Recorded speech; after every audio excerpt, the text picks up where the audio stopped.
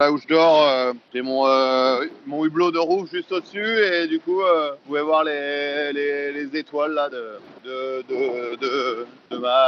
ma couchette là, on va dire. C'est assez, ouais, c'est beau.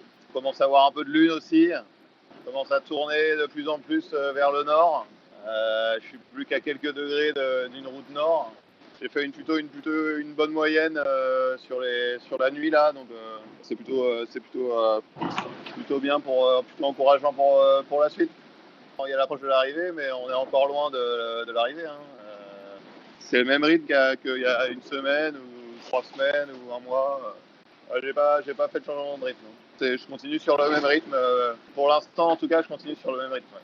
J'ai marché en heure solaire pour mes repas et tout. Donc moi, je fonctionne. Voilà.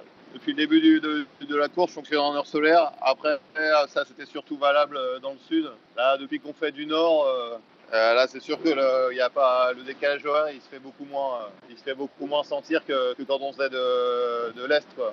Donc là, voilà, ce que je vois par contre, c'est que là, je trouve que les températures, elles commencent déjà à baisser un peu, tu vois. Tu vois, on a quitté les latitudes les plus chaudes.